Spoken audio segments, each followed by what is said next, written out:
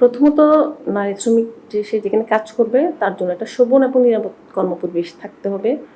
পরবর্তীতে তার যে তার মজুরির নিশ্চয়তা থাকবে এবং যখন একজন নারী শ্রমিক গর্ভবতী হন, তার যে মাতৃত্বকালীন সুবিধা, তার সন্তান প্রসবের পূর্বে ৮ সপ্তাহ এবং পরবর্তী ৮ সপ্তাহ এই ছুটিটা তিনি পাওয়ার অধিকারী এবং সাথে তার গড় মজুরি হারে তিনি নগদ টাকাও পাবেন। আমরা আইন মোতাবেক কারখানা এবং প্রতিষ্ঠানগুলোতে নারী শ্রমিকদেরকে এই মাতৃত্বকালীন সুবিধাটা প্রদান করা হচ্ছে না, সেই বিষয়টা তদারকি করে থাকি।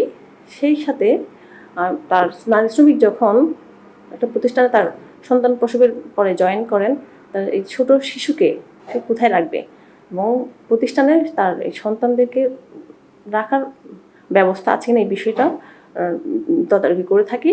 এবং বাংলাদেশ শ্রম আইন 2000 আইন মোতাবেক যে সকল প্রতিষ্ঠানে 40 জন বা ততোধিক নারী শ্রমিক রয়েছেন, তার সেই সকল প্রতিষ্ঠানে ডে কেয়ার বা শিশুকক্ষ রাখার আইন রয়েছে। আমরা সেই আইন মোতাবেক আসলে এই ধরনের প্রতিষ্ঠানগুলোতে শিশুকক্ষ আছে কিনা সেই বিষয়টা তদারকি করে থাকি এবং সেই সাথে শিশুদেরকে দেখার জন্য কোনো কেয়ার গিভার আছে কিনা সেই বিষয়টাও আমরা মনিটরিং করে থাকি। এবং আমরা নারী শ্রমিক যারা রয়েছেন বিভিন্ন কারখানা প্রতিষ্ঠানে তাদেরকে নিয়ে আমরা একটা উদ্বুদ্ধকরণ সভার আয়োজন করে থাকি এবং এই সভায় নারী শ্রমিকদের কার্যক্রম, তাদের স্বাস্থ্য সচেতনতা বিষয়ক পরামর্শ এবং কাজ করতে গিয়ে তারা কোনো প্রকার হয়রানির শিকার হচ্ছে না এই বিষয়গুলো আমরা মনিটরিং করে থাকি।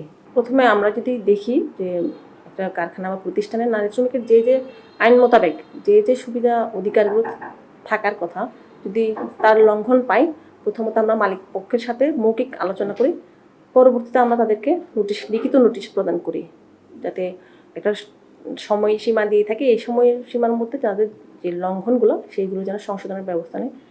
যদি এই চিঠি দেওয়ার পর কাজ না হয় আমরা তাগিদপত্র দিয়ে থাকি।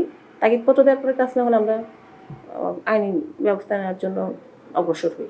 আরএনজি সেক্টরগুলোতে সেই নারী শ্রমিকের যে অধিকার তার কিন্তু সবগুলাই দেয়া হয় এবং কিছু ছোট কারখানা রয়েছে সেক্ষেত্রে কিছুটা লঙ্ঘন আমরা পাই, কিন্তু আমরা তাদেরকে মোটিভেট করি এবং যে একজন নারী শ্রমিক যে কাজ করছেন তার যে অধিকার এটা পাওয়ার জন্য তিনি আইন মোতাবেক অধিকার রয়েছে সেই বিষয়ে আমরা মালিক পক্ষকে বুঝাই।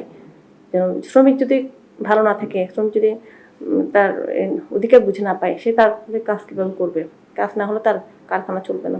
অধিকাংশ শ্রমিকই আসলে তাদের যে সে যেটা পাওয়ার অধিকার তাদের এই ক্ষেত্রে কিছুটা অজ্ঞতা রয়েছে।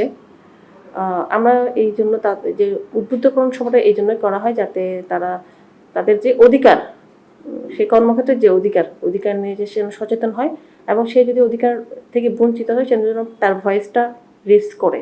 এই জন্য আমরা মূলত উদ্বুদ্ধকরণ সভার আয়োজন করে থাকি। যেহেতু কারখানা ও প্রতিষ্ঠানের নারী পুরুষ উভয় শ্রমিকে কাজ করে থাকেন, তো আমরা পরিদর্শনে গিয়ে কারখানা বা প্রতিষ্ঠানগুলোতে অভিযোগ প্রতিরোধের জন্য কোনো কমিটি আছে কিনা এটা তদারকি করে থাকি।